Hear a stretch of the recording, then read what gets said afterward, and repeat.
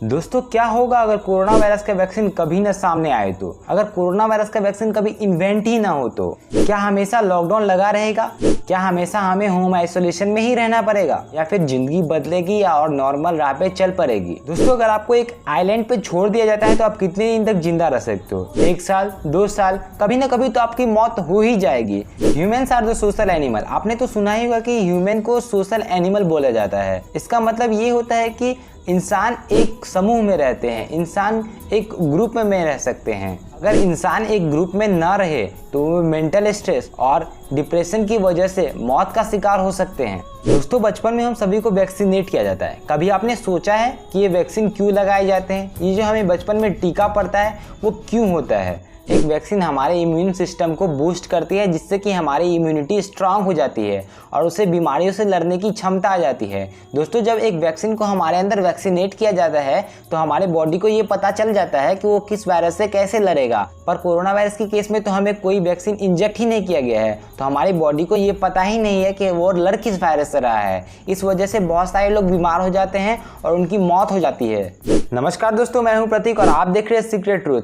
आज की इस वीडियो में हम लोग डिस्कस करने वाले हैं कि अगर कोरोना वायरस का वैक्सीन कभी ना आया तो क्या होगा। क्या हम लोग मर जाएंगे और एक इंसान प्रजाति की फिर से डेवलपमेंट स्टार्ट होगी, या इंसान फिर से नॉर्मल राह पे चले आएंगे जैसे पहले हम अपना काम करते थे? तो वीडियो के लास्ट तक बने रहिएगा और चैनल को सब्सक्राइब नहीं किया तो चैनल को सब्सक्राइब कर दीजिए और बेल के आइकन को बजा दीजिए ताकि नेक्स्ट वीडियो का नोटिफिकेशन आपको तुरंत मिल जाए। इनफैक्ट बहुत सारी ऐसे वायरसेस हैं जिनका कि कोई एंटीडोट, कोई भी वैक्सीन अभी तक इन्वेंट नहीं हुआ और वो इस दुनिया में है और हमारे साथ ही है। हम उस वायरस के साथ रहना सीख लिए हैं। दोस्तों आने वाले समय में या तो कोरोना को हम पोलियो टिटनेस जैसी बीमारियों की तरह या तो पूरी तरह भूल जाएंगे, या फिर HIV, एड्स, मलेरिया, डेंगू जैसी बीमारियों की तरह हम इसके साथ जीना सीख लेंगे। दोस्तों यहाँ एक सवाल है कि वायरस कौन है? वायरस इंसान है या फिर कोरोना? मेरी माने तो कोरोना इंसान के लिए वायरस है और इंसान पृथ्वी के लिए वायरस बन चुकी है, और पृथ्वी कोरोना को एक एंटीडोट के तरह इंसानी वायरसेस को खत्म करने के लिए यूज कर रही है।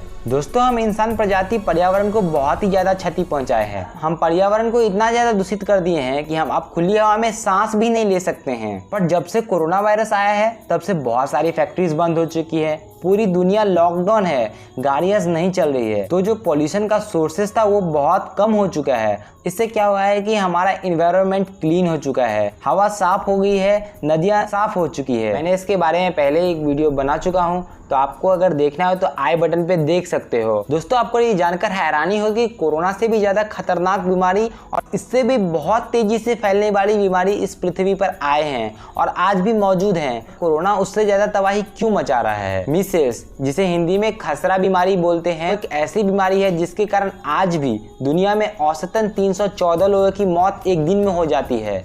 ये बीमारी दुनिया में आज तक की सबसे तेजी से फैलने वाली बीमारियों में से एक है। इस बीमारी में एक बीमार इंसान 12 से 18 लोगों को संक्रमित कर सकते हैं। अगर कोरोना वायरस के केस में देखें तो ये नंबर काफी कम है, जो कि 2 से 2.5 के बीच में ही है। पर कोरोना वायरस के केस में इतनी तबाही क्यों मच रही है? क्योंकि कोरोना वायरस का जो इंक्यूबेशन पीरियड है वो बहुत ज़्यादा है। अब ये इंक्यूबेशन पीरियड क्या होता है? इंक्यूबेशन पीरियड ऐसा पीरियड है जिसमें इंसान को कोई भी बीमारी का लक्षण पता चलता है, उसे इंक्यूबेशन पीरियड बोला जाता है। तो कोरोना वायरस का इंक्यूबेशन 5 से लेके 14 दिनों के बीच में है। तो तब तक जो इंसान एक दूसरे से मिलते हैं उसमें बहुत सारे लोगों को संक्रमित कर देते हैं। इसीलिए कोरोना वायरस भी बहुत तेजी से फैल रहा है और इसका कोई एंटीडोट है नहीं, तो इसीलिए इससे बहुत सारी मौतें हो रही हैं। दोस्तों अगर कोरोना वायरस का वैक्सीन नहीं मिला तो क्या होगा?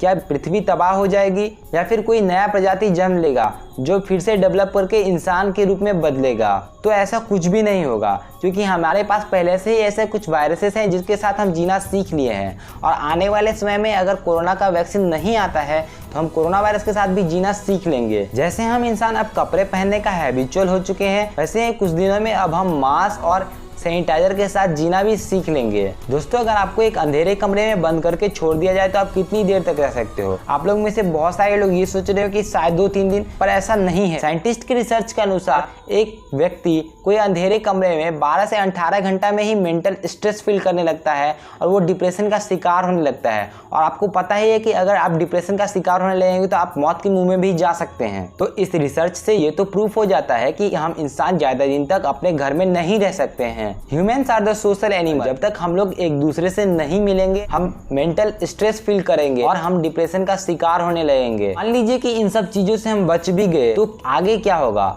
अगर मान ले कि सरकार आपको रोज फ्री में खाना पानी दे रही है और आपको घर में ही रह रहे हैं तो इससे क्या होगा? इससे ये होगा कि जितने भी आपका डिमांड्स होगा वो कम हो जाएगा और मार्केट में जो अगर किसी भी प्रोडक्ट का डिमांड कम हो जाए तो उसका प्राइस भी कम हो जाएगा, जिससे क्या होगा कि आपकी मनी वैल्यू बढ़ने लगेगी। मनी वैल्यू का बढ़ने का मतलब ये होता है कि आपका अगर 100 रुपये का कोई नोट है तो वो शायद कुछ दिनों में 200 रुपये तक की भी हो सकती है। जी हाँ, इसे डिफ्लेशन बोलते हैं। दोस्तों, डिफ्लेशन एक ऐसी सिचुएशन है जिसमें कि कोई भी प्रोडक्ट का वैल्यू कम हो जाता है और मनी वैल्यू बढ़ने लगता है। इससे ये होगा कि आदमी वेट करने लगेंगे कि हम कुछ दिन और रुक जाते हैं। इससे क्या होगा कि दाम और सस्ता होगा और हम सस्ते दामों पर खरीदेंगे। ऐसे में क्या होगा कि जितने भी लोगों के पास पैसे हैं वो उनके पास ही रहेंगे और मार्केट में वो पैसा इन्वेस्ट नहीं होगा। इससे बिजनेस क्रैश हो जाएगी और इकोनॉमी पूरी तरह से गिर जाएगा। तो कोरोना वायरस की वजह से इकोनॉमिक इफेक्ट भी बहुत ज़्यादा होगा।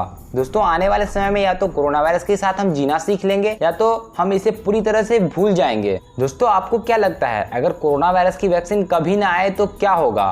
कमेंट्स में जरूर बताइएगा। तो आज की वीडियो में बस इतना ही। वीडियो अच्छा लगे तो लाइक करिएगा, चैनल को सब्सक्राइब नहीं हो तो चैनल को सब्सक्राइब कर दीजिएगा और बेल के आइकन को बजा दीजिएगा ताकि नेक्स्ट वीडियो का नोटिफिकेशन आपको तुरंत मिल जाए। तब तक के लिए bye bye, tata, see you soon in the next video.